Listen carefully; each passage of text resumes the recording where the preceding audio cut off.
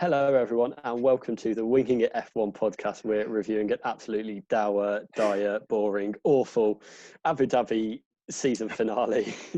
But there is plenty to talk about, more off the track than on it, really. But yeah, I'm actually quite looking forward to this episode. Probably for not a lot of it, we'll spend talking about the race, but there we go. So I am joined by Freddie Coates as usual. I think the only person to have been in every Winging It episode so far. I think we're up to 44 now. Freddie, how are you feeling? I am actually really wide awake now. I nearly fell asleep in the race, but which is rare for me, because I can look at a race at Paul Ricard and go, oh, maybe. But with this one, I was just I think I fell asleep from lap 20 to lap 30. But I'm actually really more interested in doing this podcast.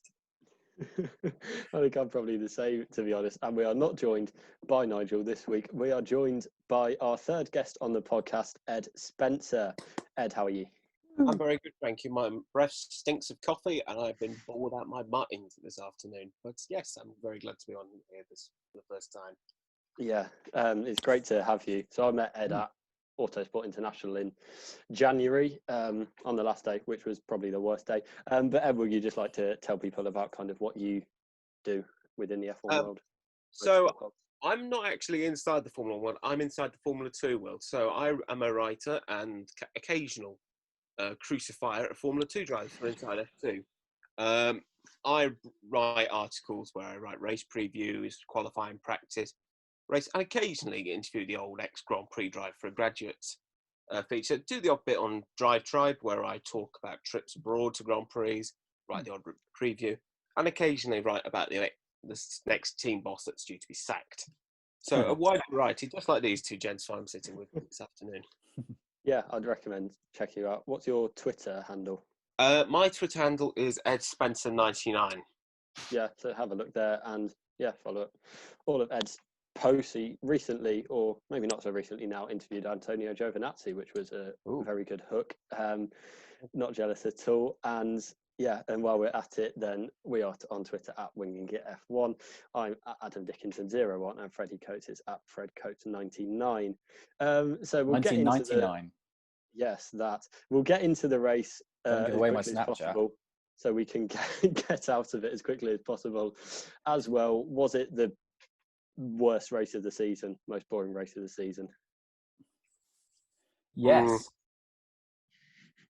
I think for me, it promised a lot. That's the thing. Weirdly for Abu Dhabi, you go into Abu Dhabi thinking, oh yeah, the only 2-3 good races we've had here have been because cars can't overtake and it makes it interesting anyway, apart from 2012.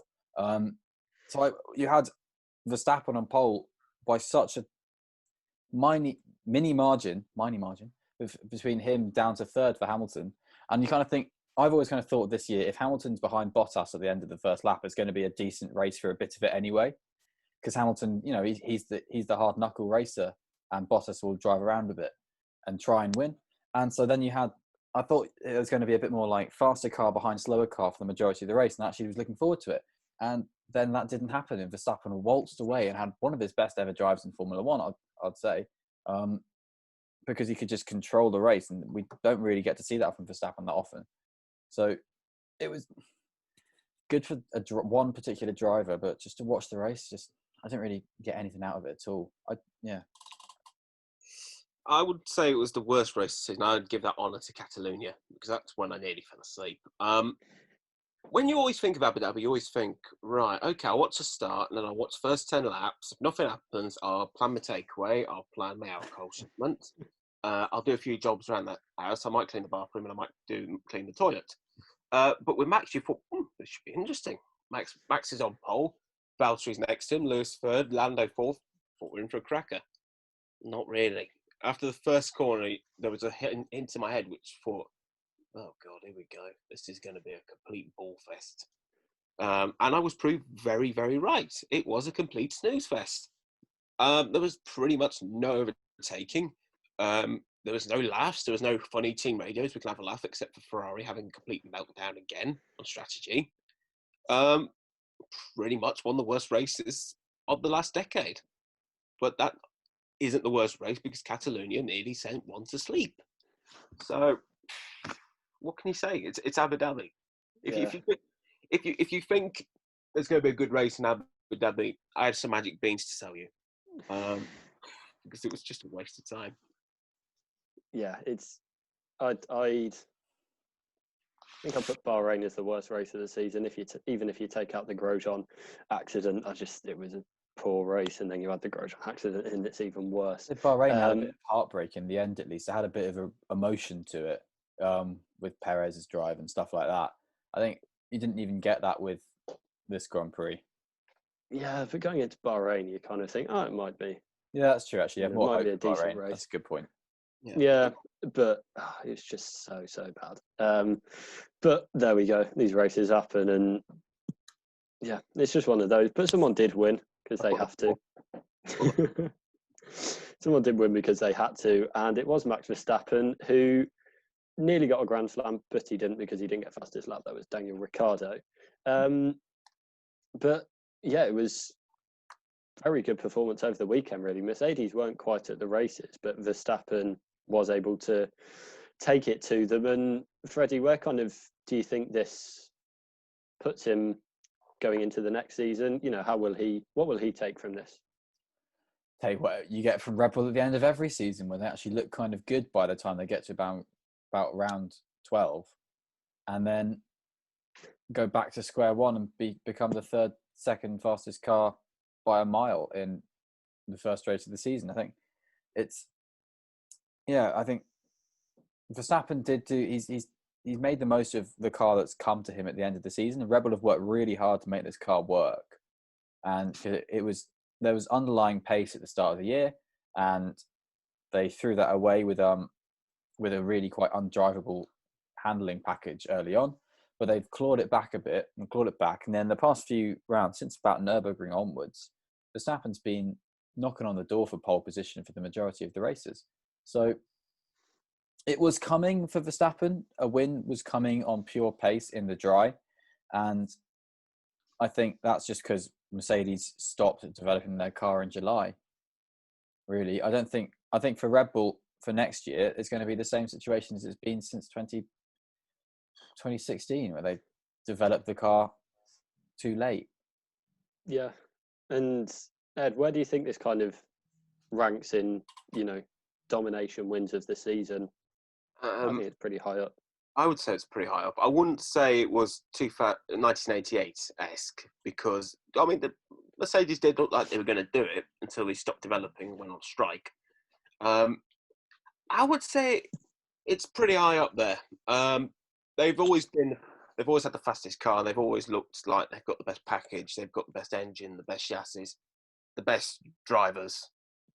Unfortunately, I don't think anyone can really keep up. Red Bull have got a car that's, well, at one stage is the best thing in the world to drive, and then you see Alex driving it, and it looks undrivable, and it looks like it's about to fly off the road every 5 seconds. Ferrari haven't had a proper package. So Mercedes have had it easy this year, which is a indictment on the other teams. They need to really pull their sleeves up and get working. I think that kind of boosts Verstappen's win this week. I think because it was on pure pace, it was one of the most unchallenged wins of the season. Really, it was lights to flag, which there aren't too many of Mercedes wins have been off the top of my head. Or no, I can't think of any. I think this is probably the easiest win in Max's career, because every time Max has won, something's gone on with Mercedes. Yeah. Or there's complete chaos around him. There's been what was it, 2018 Mexico, where he just took the lead at the start and then waltzed off then. That was pretty similar for Max's side. But apart from that, I think this is the race where he is, this is his most mature win. I know mature is a word that gets thrown around a lot with Max because he's a young guy, but it was a win that meant you didn't need to focus on him, because a lot of the races with Max are kind of where he wins. It's kind of more like, oh, he's racing for it. He's the underdog going for it. Whereas in this race, Verstappen wasn't the underdog, and he delivered. And that's, I think, what is a step for Red Bull to be at that position. I think the last time they had that was Ricciardo in Monaco, and the last time they had a drive where they were the clear favourite. So, or maybe Brazil last year. So, I'd say for this, it's a really solid drive for Max. I mean, yeah, he didn't put a foot wrong, really. Yeah, it's a bit like the results Vettel seemed to bang out very consistently when he was at Red Bull, in that, obviously differences with the car, relative performances of the car, which is kind of what makes this even more impressive. But, he's on pole, takes the lead, and, just doesn't ever look like relinquishing it. So a very good performance from Verstappen. And yeah, I think, as Freddie, you said, I don't know how much this, points towards next season, probably not very much, but, it's nice for him, although I think it's overshadowed largely by, people's main memory of the race will be how bad it was. I think Red Bull have said that something like 60% of the car next year is different, I think. And there are a few regulation changes in terms of strip and downforce. So, which seems a bit pointless. I mean, why bother? If you're going to be keeping the jump, if you're going to be allowing the cars to develop, then that's where you get new tyres. If you're stripping the downforce, why are they getting new tyres? They're going to get new tyres, but with the same amount of downforce, or maybe even a bit less they've had at the end of this season. So I don't really get it. It seems a bit weird that they've just brought in some kind of random regulations for next season just for the sake of it. Maybe that's the point of it. Maybe that will work for any random team. Yeah, but going on to the Mercedes, they were on second and third on the podium, and as they were quite surprised. But yeah, Ed, kind of sum up their race. Where were they kind of going wrong, do you think?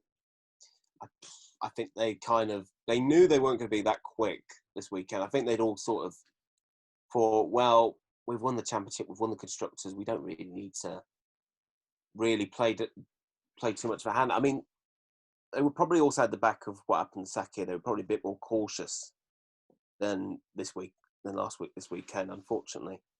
I also don't think the drama with Lewis, whether he was coming, whether he was going, really helped either. So whether they're going to have to set the car up for George or not. But I just don't think they were near the pace that we expected. It was a bit of a surprise to see them second and fifth in practice. And then you saw quality. Max just completely waltzed off from Valtteri, Mr. Saturday, as they called him, which is a bit of an oxymoron. And then the race, they just couldn't keep up. They ran out of steam. But that is what happens when teams do win the championship early. They do run out of steam. They do become, I wouldn't say lazy, I would say more relaxed. Michael had this with Ferrari when in some seasons they won the championship and they were just like, well, let's just let Rubens win.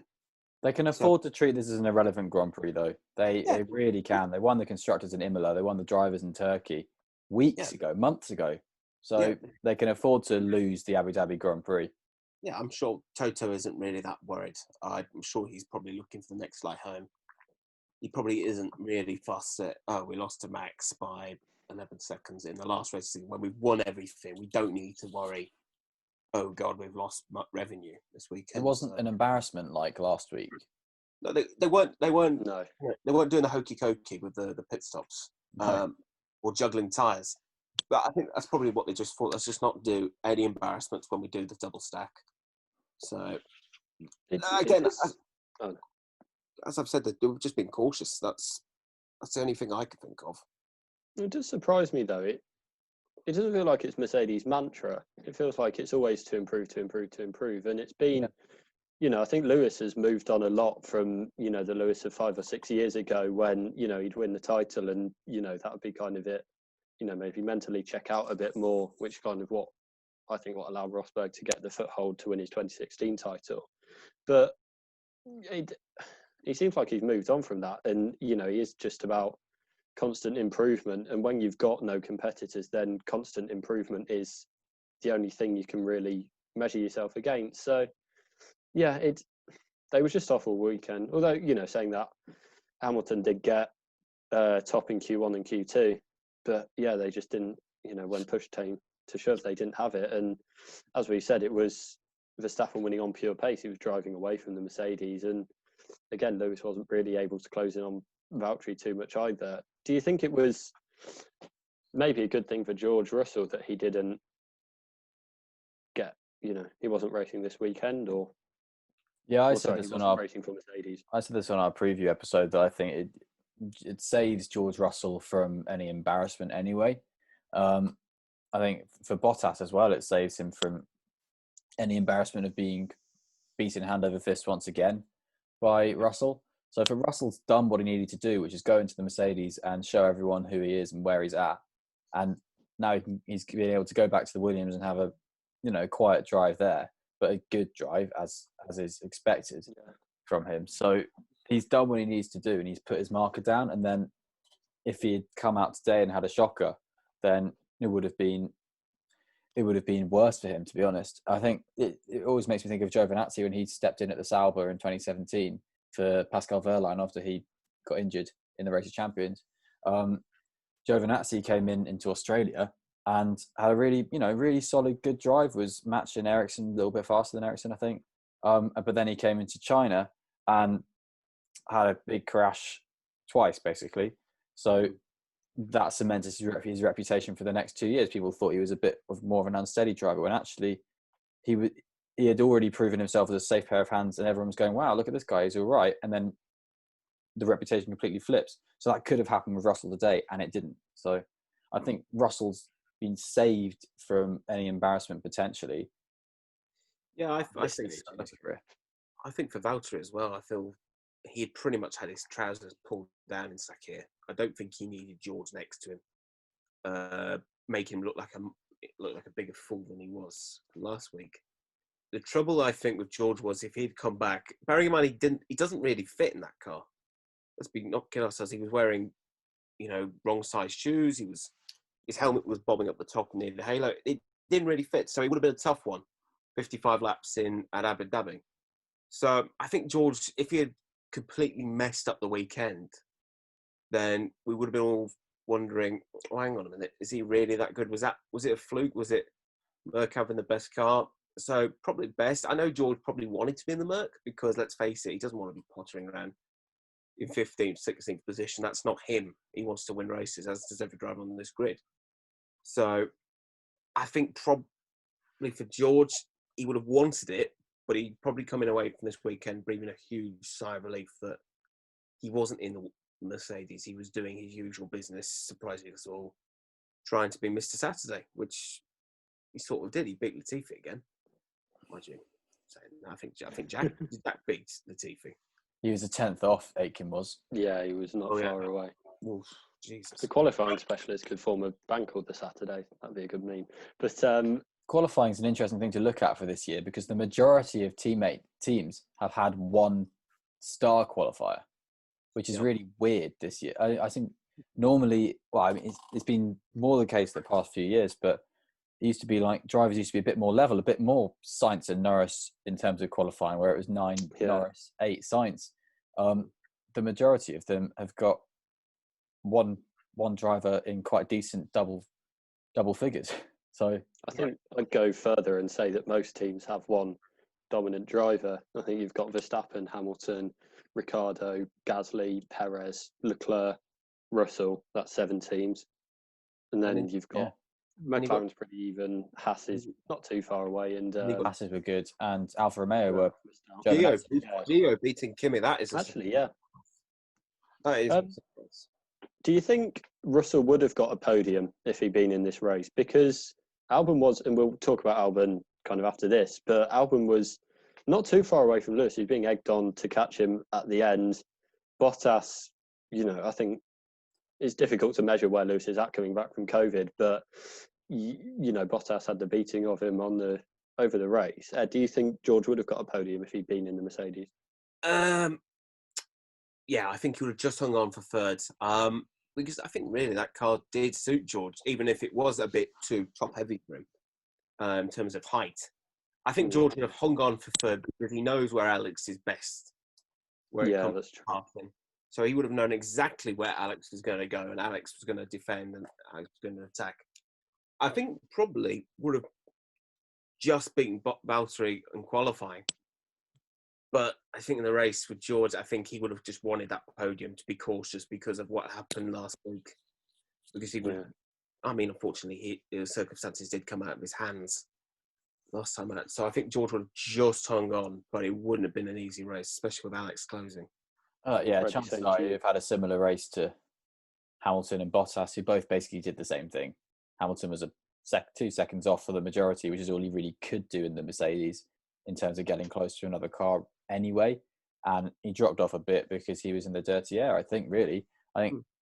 Yeah, he was out qualified, and we can attribute that to Hamilton's illness, really. But it wasn't by much, and Hamilton was on good form, frankly. Better form than I thought he would be at the start of the weekend. So, from the start of the weekend. And I think Russell would probably have performed on a level that those two have done. I think it would have just been another 2-3 from Mercedes. If Norris hadn't done such a mega qualifying lap, then maybe Albon would have been a factor. But I think it was a bit too little too late from Alex Albon in this race. Well, we'll go on to him straight away. Was it his best performance of the season? Because I think I'd say it was. He was 20 seconds off his teammate. He was 40 seconds ahead of the midfield battle, and he was, as we said, he was 1.5 seconds behind Hamilton at the finish. If his teammate was third or second, maybe, but his teammate was in a car that was dominating the race. Absolutely smashed it as well. So the car was really, really good this weekend. Yeah, I don't think it was his best performance. I think probably the first Bahrain race, or even Mugello, was his best race because he actually got a podium. I'd say this was better than Mugello. Because as Adam says, his gap to the midfield was actually, he didn't get mired down. He got past Norris.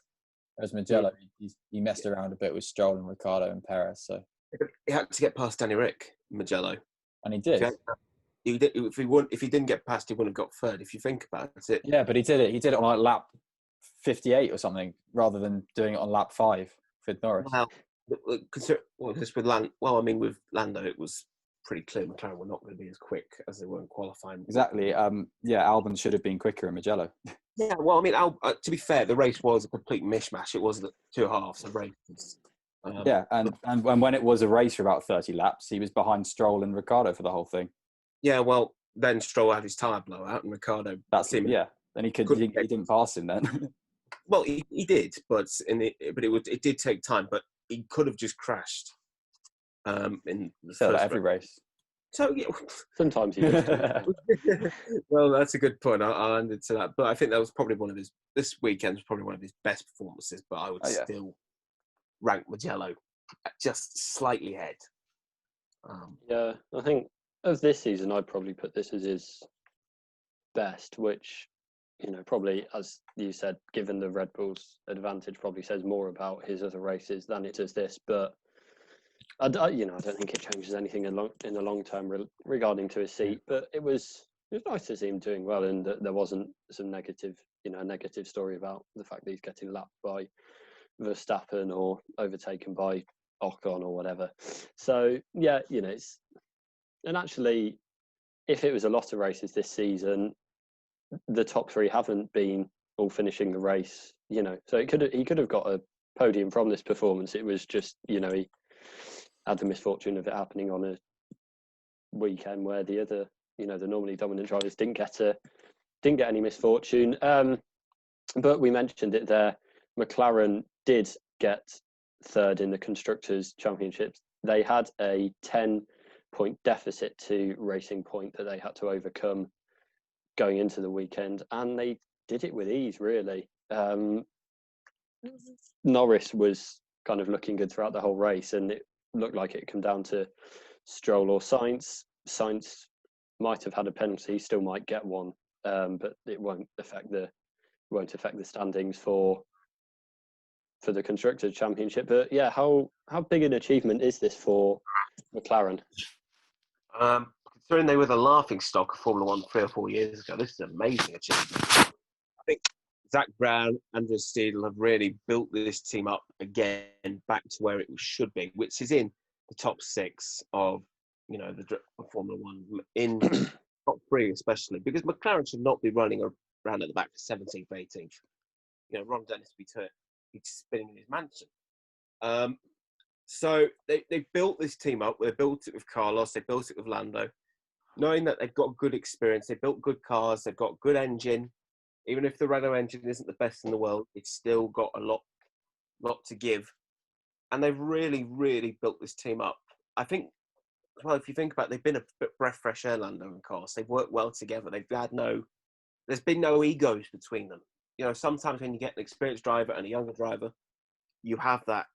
I've done this, I've done that. You've done nothing. You get in your side of the garage. You do nothing with me. But they've got on really well, and they've worked together well. And they should have at least won a race this season. I still can't get why. I still don't get why Sainz didn't win at Monza. If they'd won at Monza, it would have been pandemonium. But you've got to think that the management and the fact they've built good cars, they've got a good base now, they've got a good team around them. It's only going to get better than Mercedes. And I reckon they'll be challenging Red Bull for second next season. Yeah, I think, obviously, as you mentioned, in 2018 they were 6th, in 2017 they were 9th in the Constructors' Championship. I think it's been quite a rise for McLaren. It's also worth thinking about where they were 10, 12 years ago. You know, they still have a bit of a way to go to get right back up to the big time. And, you know, getting the Mercedes in will be a blessing in one sense, but it'll also limit the amount of development they can do on the rest of the car because of the kind of development freeze coming in. But yeah, it's for them to be at this position so quickly is, you know, a massive testament, I think, to the team and the drivers. And I think they're probably the tightest knit driver pairing on the grid. It just, or maybe even the tightest knit team on the whole grid. I think it just seems such a strong unit, which is something they didn't have in the Honda years, in the last Renault year, when they were just, you know, a dog of a car. So yeah, I'm happy that they're back up there. It would have been nice for. Would it? Probably wouldn't have, actually, because Racing Point obviously have a shadow over their season with the car development and the Mercedes brake ducts. I think it's probably better for the sport that McLaren get it. Yeah, I think I can agree with that. It's McLaren have obviously worked really hard to get back to the level where they are. As Ed alluded to, Seidel was probably, to me, the very key signing for that from the LMP1 Porsche program. And you watch the McLaren Unboxed stuff on YouTube, little videos they have from behind the scenes, basically, they put out. And Seidel's got a really good presence in that team. He really knows what he's doing. And it reminds me of Martin Whitmarsh when he was at the team, where there was a good safe pair of hands on the controls. Whereas when Ron Dennis tried to reclaim all the power and brought in Eric Boulier and people like that, it felt a bit like no one really knew who was in charge of the team. There was quite a lot of pandering to Alonso that got carried on into Zach Brown's era as well. And yeah, I agree that the sort of relaxation of the team, essentially, the relaxed nature of it has really, in terms of in their perception, really helps them come across, really helps them develop into a really good racing team and a really good car. Because yeah, McLaren obviously 10 years ago was fighting for championships, so there's a reason why people have such a soft spot for this team, and the fact that they're regaining it is even better. I think McLaren Mercedes next year is going to be excellent. Definitely. One wishes they go back to the chrome livery, because I think that was brilliant. But that's just nostalgia, really. The Marlboro cigarettes livery. Now that was. They should have gone to that for Honda. When they got Honda on board, they should have done that. And then, yeah. No, that would have ruined that livery. That's true, actually. Hindsight so, yeah, is a wonderful thing for that. In hindsight, they should have. If Honda had been good with them, that would have been good. But unfortunately, it wasn't. So I'm glad. That is also very true. Yeah, and that's, I don't know, the last interesting result, I think, from the race. But it was the end of season, and there's a few lasts which, yeah, it's weird thinking about, especially in this season, which has been so strange anyway. Kind of, you know, these are, I think it's maybe hit me more than usual that, you know, there are things that are, you know, we're seeing for the last time here. So I guess the big one is Perez. We don't know if he'll be on the grid in 2021 or 2. We imagine that he will, but for the moment, this is going to be his last race. There's Seb at Ferrari. There's Racing Point as a privateer team. They're going into a works entry, which I think for me is a big loss. Lando and Carlos, we're losing those as a driver pairing, at least for now. and then Danny Pitt, Kevin Magnussen, and not Emerson. Pietro Fittipaldi. It's their last races. Yeah. Yeah. Who do you think will kind of miss most? Who will you both each miss most of the departing figures or setups this season? I think for me personally, it's Racing Point as a privateer. I think kind of since they've always been a team that's good at punching above their weight right from their beginning as Jordan. Obviously, they gave Schumacher his debut. You know, they nearly won the title with Harold French, and Damon Hill had a superb win at Spa '98, I believe. And yeah, you know, as Force India, they were, you know, a lot of people's kind of neutral second favourite teams. I think for me, it's, you know, they've got bigger and better things to be going to with Aston Martin. I think it's great that they're coming on board, but I think, you know, it is a bit of a change for F1 losing Racing Point, Force India, Jordan in that capacity for me. Yeah, they've always been a good plucky team, haven't they? Yeah. Even though they had a few sort of fallow years when in sort of late 2000s when ownership was going as well. Yeah, and ownership was going across everyone, Midland, Spiker, whatever it was, which is easy to forget. They've done well, and the fact that they've survived really, I think, is really good. And I think moving from a privateer to a full constructor outfit as Aston Martin is really great for the team, and really great to really reward what this team has done for the past 30 years. Yeah, I'd say so. I think Jordan have been a bit of a roller coaster ride, because when they started in '91, they had probably one of the best cars on the grid. They gave arguably one of the greatest drivers of all time a chance, but then they had to deal with the side note of the fact their driver was in jail for punching a taxi driver, and then they had a bit of a couple of down years. Then Rubens came, got that podium, then got injured. Then you had '95 where they got the double podium.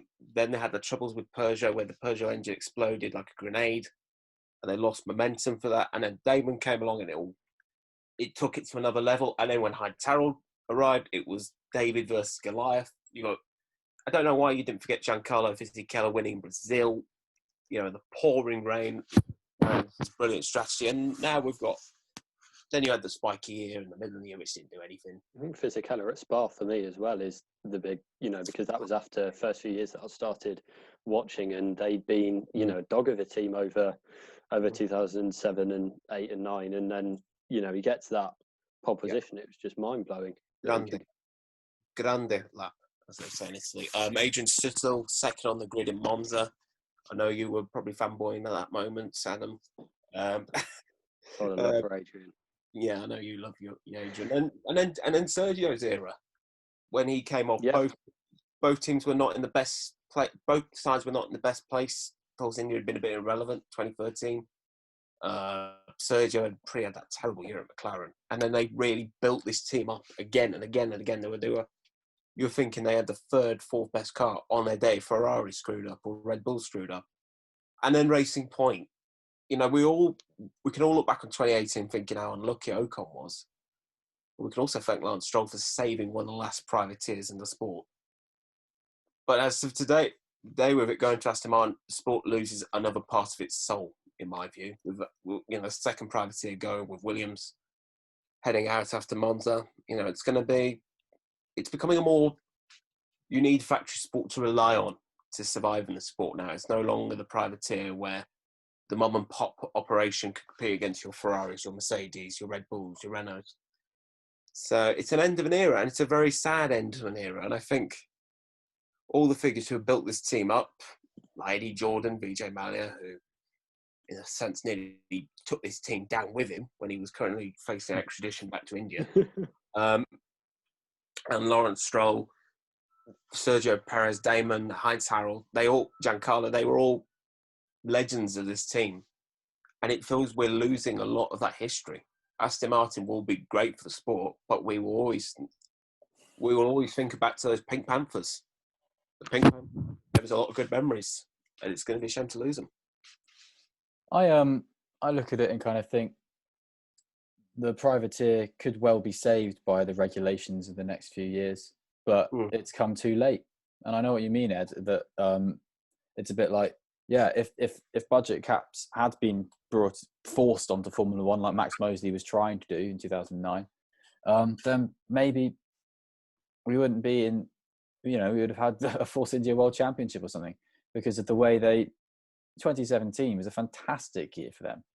Their car was way better than, they just developed and developed and developed over the course from like 14 to 17, basically on the same concept, and just leapfrogged gradually. They got faster than Williams, faster than McLaren, and gradually got faster and faster and faster, and were the fourth fastest team. Just, it was like, people talk about Class B battles. It was a class, Force India were Class B, and then it was Renault and beyond, basically. So they did a really good job, and they probably, I think there's still a lot to say for their future, and I don't think their future discounts any of it. I don't think it's sad to see them become Aston Martin. I think it just means that this team will finally get even more of a chance, in my opinion. And I think it's the same team. It's still the Jordan entry, really. So it's the same team. It's still based at Silverstone, the same factory, but investment now. And I think that's really good. It's going to be Lawrence Stroll. It's going to be Andrew Green. It's going to presumably be Otmar Safnauer still as well. So Andrew Green, who's been there since it was Jordan, since day one. So since they were in F3.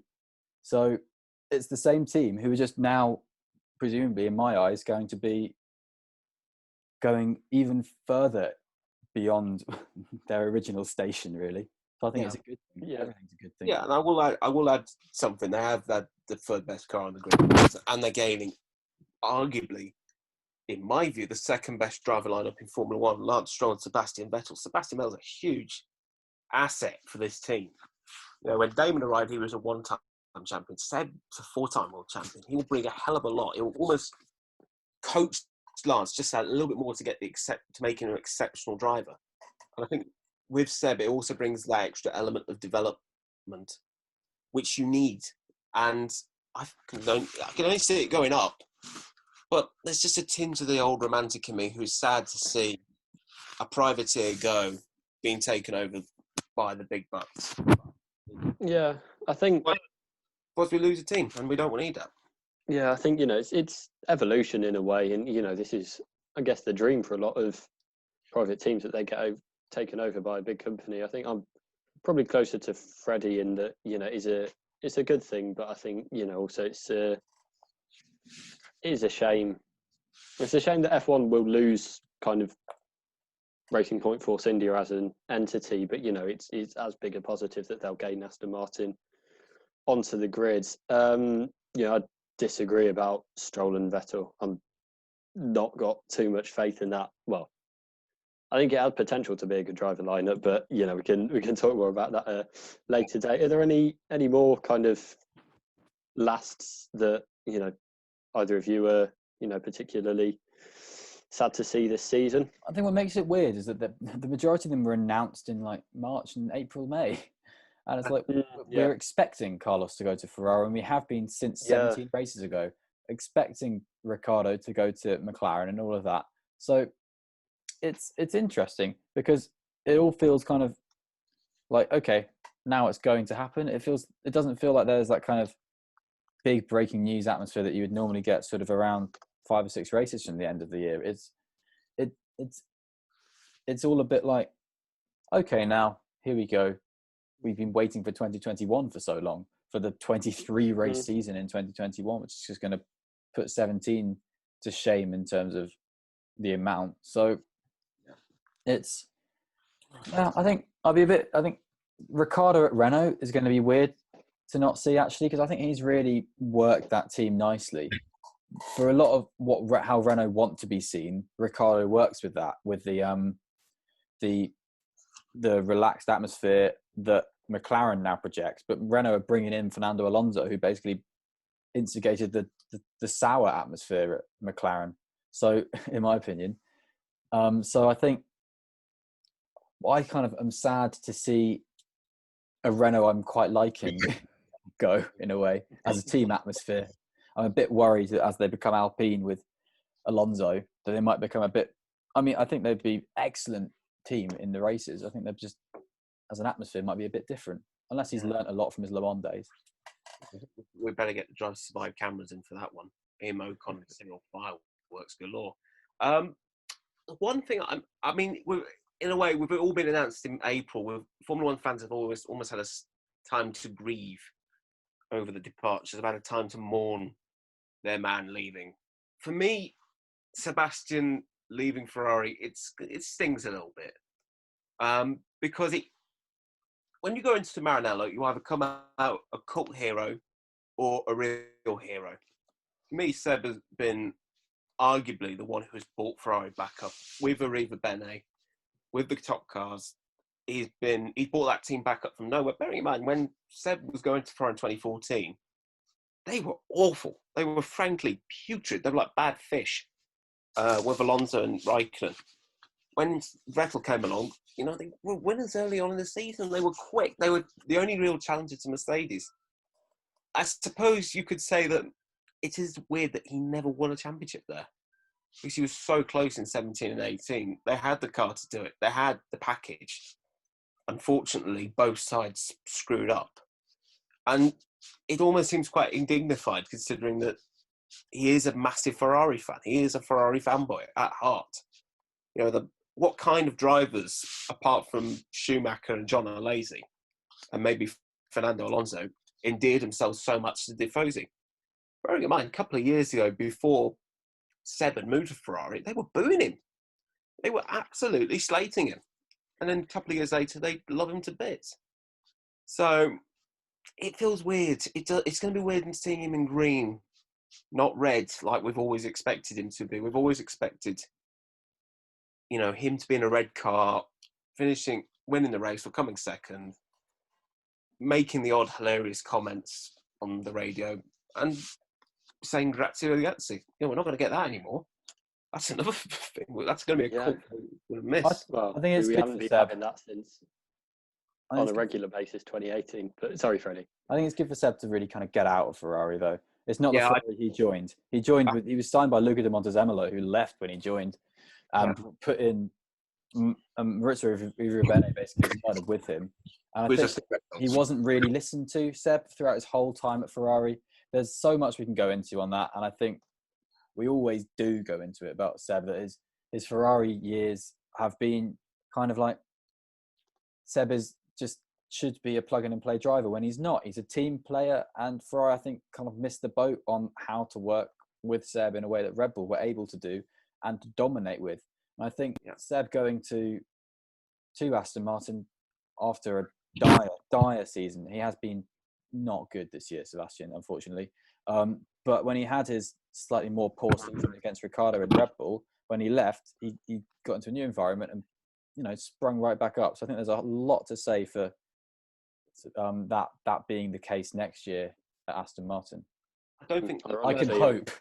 I don't think Leclerc arriving helped because it added that extra competition he didn't need. He was comfortable with Kimi, and Ferrari did screw up with strategy. They did screw up the fact they had team principals every 5 seconds moving around. They had all sorts. I think when Macchioni, when he died after Hungary, I think that really started the cycle of the end because the team just never really picked up afterwards. And unfortunately, that's why they lost in 2018 because the team had a dark cloud over it. And they brought in some bad upgrades as well. Around Singapore, they brought in some upgrades that were naff and took them off the car and they got to USA, and then Kimi Raikkonen won the race. So realistically, if they hadn't had those upgrades, I think they probably still would have been much closer to the championship. And I think they just went the wrong way in development. And like you say, that could well have been due to just there being a complete confusion in the mindset of how to work Ferrari over the summer and early autumn in 2018. Yeah, I think ironically, Arriva Bene means good arrival, which wasn't so much. I think with Seb, I find it interesting what you said, Ed, about kind of comparing where they were in 2014-15 when he joined to where they are now. he's I think proves that he's not at the same level of Hamilton. Just I think to me, I don't want this to become a kind of said post-mortem. I tend to view it a bit more. A failure is quite a strong word, but ultimately it's not achieved its goal of making Ferrari world champions again, which is kind of what he went there to do. He wanted to emulate his hero Michael Schumacher, but it's not always about that. And I think looking forward to a fresh start for him at Aston Martin and seeing what he can do there. Just one more that I'd like to mention is Carlos Sainz. I think he's got a very difficult job ahead of him, and I do like him at McLaren when things are going well, and him and Lando are loving each other, and it's such a nice, happy scenario team to be in. So that might potentially be a bit of an end for at least a few years if he's at Ferrari. If Leclerc carries on his performance, I think it will be very difficult for Carlos Sainz to bed in there. So I think a bit like you, Freddie, with Daniel Ricciardo at Renault, I think losing the McLaren Carlos Sainz is, I think, going to be a bit of a loss. But equally, he's got the tools that he needs to really put himself in as a top-level, top-tier driver at Ferrari. He's coming to his own, Carlos Sainz has, at McLaren. He seemed a bit lost when he was at Renault, and he was being a bit sidelined by the Red Bull program. And he's taken the team under his mantle and has been the lead driver with a very, very strong Lando Norris alongside him. But for the majority of the 2 seasons together, Carlos Sainz has been a fantastic driver. And his 2019 season is really proof of that. He was brilliant. So I think Ferrari realistically did sign probably the right driver who's not going to be a headache like it was when they signed Leclerc, but is going to be a good pair of hands on the wheel. And I think, I'm excited for him and I really hope he can pull it off, but I'm a bit tentative for him because he's in a good atmosphere right now and he's performing his best. And I wonder whether that could alter for him in the future. I guess time will tell. I do seriously wonder. I remember when he signed, I did think, has he done an Ivan Capelli here, where he's left a good environment and then gone to a complete powder cake, and it's just backfired with a top driver next to him. When Carlos was at Renault, it didn't really suit him. He was like, hey, signed it now. I always forget about it. I always forget about Sainz at Renault. I always forget it happened. It's almost like when you wake up from a really bad hangover. Like, what happened there? And and the fact that I think Gasly getting the seat at Red Bull really didn't help his mindset. So McLaren was a fresh start for him, and he's become a real star. We do now look at him as one of the top 10 drivers on the grid. His qualifying is a bit shoddy at times, I will admit, but it has improved a lot this season. If you look at like Austria, the second Austria race where he got top 3 in awful conditions. And he's become a real team leader, and it's what you kind of need as a driver. In fact, it's what all great drivers need, team leadership. He's led that team with Lando on his side. He's built a good rapport with him. He's almost coached Lando in some ways, tried to relax him. And he is a superb driver. I just worry for him, could this be the move that kiboshes Carlos's career? Because he doesn't want to be fighting around in that car. Struggling, he needs the 2022 regulations to come, and they need to be good. But how patient are Ferrari? We've seen teams time and time again, they've said, we'll give this guy patience, we'll give this guy patience. They never do. They end up sacking them. So I worry for Carlos. I have a slight worry that it doesn't go wrong. But we'll see. I think it'll be interesting to watch how him and Charles get on, because near the end of this year, Charles and Seb were having the odd row there and then, especially after the second Austrian race. Yeah. So it'll be fun. It's been an interesting battle at McLaren because for the first half of the season, Norris was just supreme. Obviously got the podium first start and fastest lap first time out at Austria. And then kind of up to the Russian Grand Prix, he had all the momentum. He finished all but one race in the points. And then, neither of them scored a point in Russia. Sainz had one of the more comical retirements of the year, really. And then since then, he's been absolutely supreme. Including Germany to the end of the season, he's finished in the points every time. He's finished in the top 6 all but once. He's finished 4th once, 5th, can't speak, 3 times. It's been a really good end of season for Sainz after it looked like, Norris might have the better of him, and that would be a real negative to be going to Ferrari on. But actually, he's been able to flip that, and yeah, I think he's done very well. And yeah, I think it would be a shame, as I said, to see the McLaren version of Sainz go, but equally intriguing to see the Ferrari version of Sainz come out and what he's like. And that takes us nicely onto the young driver test, because McLaren are the only team not to be sending any young drivers there. But there's going to be some interesting people to watch at the young driver test that takes place at Abu Dhabi following. Well, I imagine it'll be a lot better than the race, to be honest. It'll be a lot more interesting. What are you both looking forward to? Who are you tracking for the test?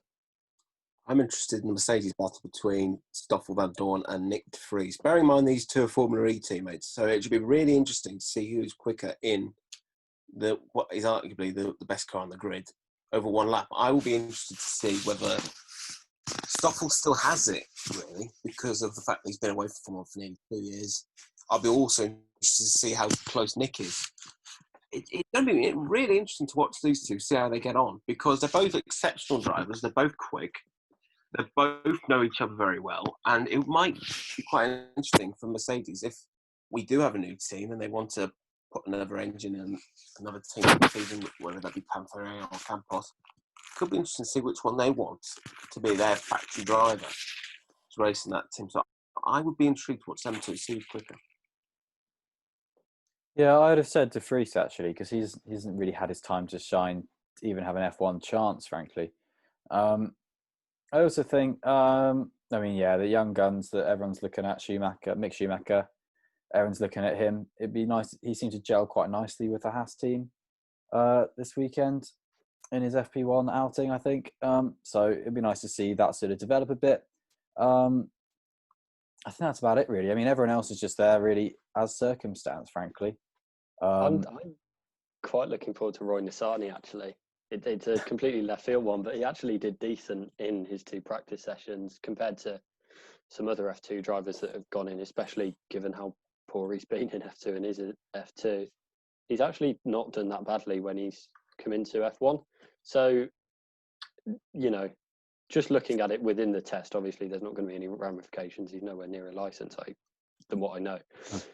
I'm kind of interested to see how that goes. And Yuri Vips is the other one that I'm, again, interested to see for a different reason, in that, he could be in F1, not too far in the future, especially, if Gasly moves on from AlphaTauri at the end of next season. Vips will probably be in pole position to take that seat, assuming Tsunoda goes this year. So I think those are two that I'm quite looking forward to seeing, but it's also how much can we tell from the test.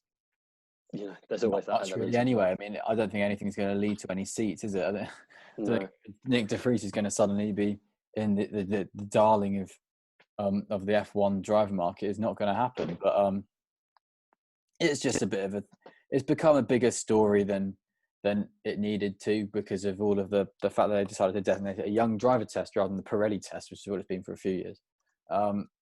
So normally when you see when Sainz got his first run in a McLaren and that kind of thing, and Leclerc as a Ferrari driver, we're not getting Vettel going to Racing Point. We're not getting Sainz going to Ferrari for the first time, but we are getting Fernando Alonso in the Renault, and for some reason Sebastian Buemi in the Red Bulls there. And there's a few left field choices, but hey, whatever.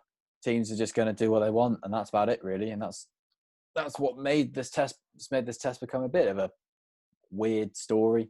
But it's just going to be the same as it is all the time, where they test out trial downforce things for the next year, and I don't think it will mean too much for any driver, frankly. Well, it's more or less turned into the senior citizens test. I don't see Marino Sato exactly jumping into a Formula One drive next season, it'll be fun to watch. I think we won't really find that much out. It will be more or less just a promotional exercise for some of them, especially with the Alonso hype train. Hopefully, and this might not be possible, Alpine release their livery a little bit early so we can actually see what it looks like, or at least give us a hint on what it's going to look like, because if it's going to be as good as what we had with Renault, we should be in for a bit of fun. Yeah, that's true, actually.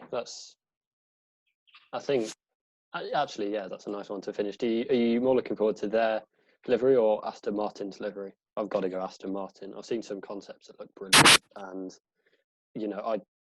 I'm looking forward to, British Racing Green back on the grid. The last attempt by Caterham wasn't brilliant, so I think that's one I'm actually very much looking forward to, especially if they throw a little lime green, throw a little pink on there. I think there could be some very good Watermelon sugar, they'll be named. Yeah.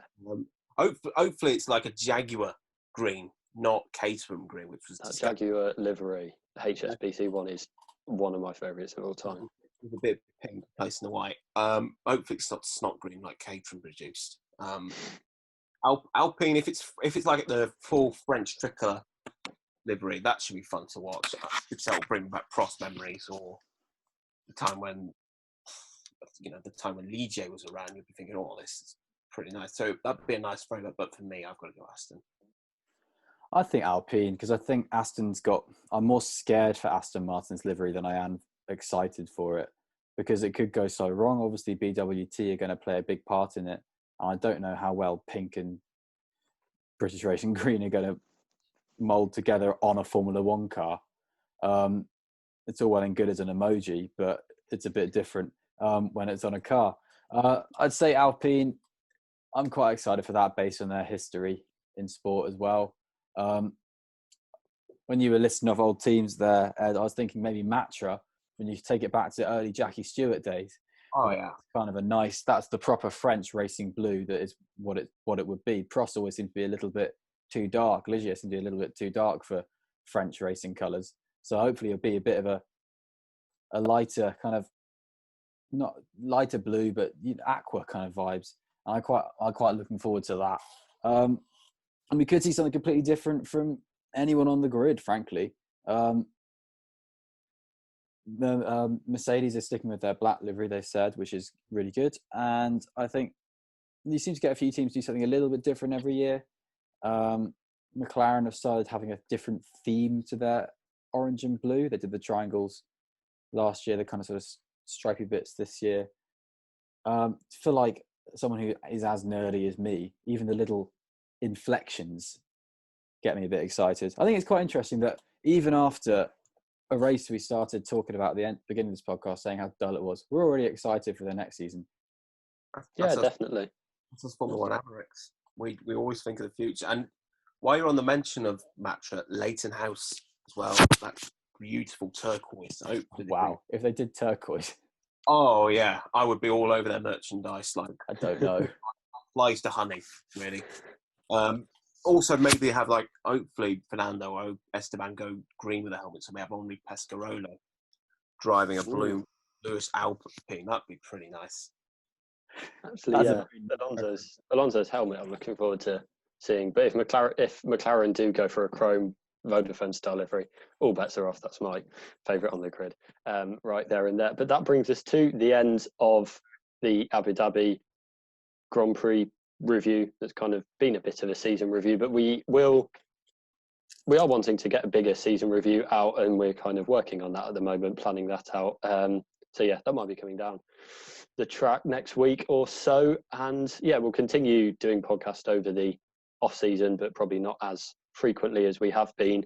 But for now, that's everything. Thanks very much to Freddie and Ed for joining us. Make sure you check both of them out on Twitter, and me and us, and tell us what you think. But for now, we'll see you next time. Goodbye. Ciao.